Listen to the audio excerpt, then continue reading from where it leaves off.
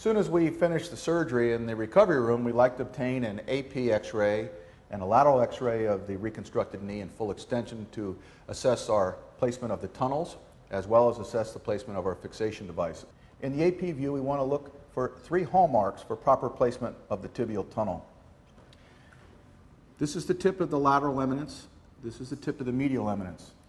If we draw a line parallel to our tunnel, you can see that it goes through the tip of the lateral eminence, but not through the tip of the medial eminence. And this means that our graft has been shifted lateral in the notch, which is our first step in avoiding PCL impingement. And we've been able to do that because, if you recall, we widened the notch to at least the width of the graft plus a millimeter or 2, and we drilled our tibial tunnel through the lateral hole of the drill guide. Now we want to see what our angle is. We'll draw a line along our joint line. We'll measure our angle and are striving to get it between 60 and 65 degrees. And today we are 65 degrees. So we're right at the right angle. If it was 63 or 60, I'd be happy. If it's 70 or 80, I'm unhappy because it moves my femoral tunnel further into the vertical position and causes PCL impingement. Now, if we look at our fixation methods and where they're deployed, you can see the lever arm of the Easy Lock is directly on cortical bone. You can also notice that the tip of the washer lock screw exits the lateral cortex, and it therefore cannot damage the artery and the nerve.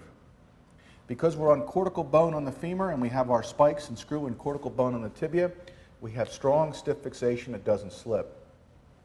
The Easy Lock, because of the lever arm and metal loop, prevents proximal distal movement. The body prevents side-to-side movement, and as you'll see on the lateral view, the slot prevents AP movement. So you have a real rigid fixation on the femoral side on cortical bone. I just like to demonstrate the location of the bone dowel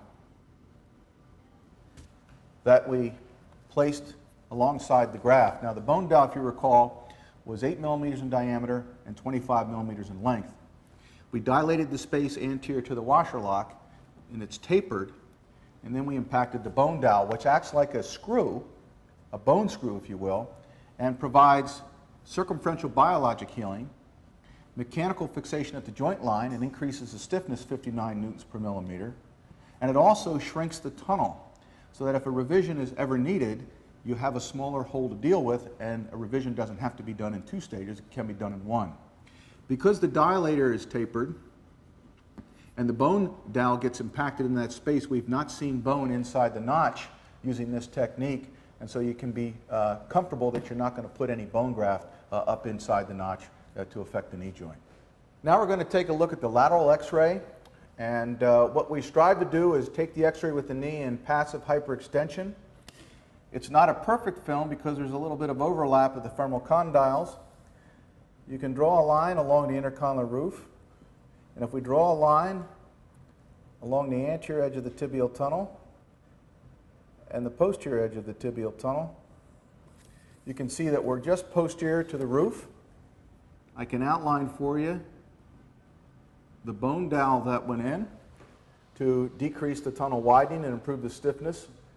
You can see the washer lock screw does not exit the posterior cortex, so there's no way that can damage the artery and the nerve.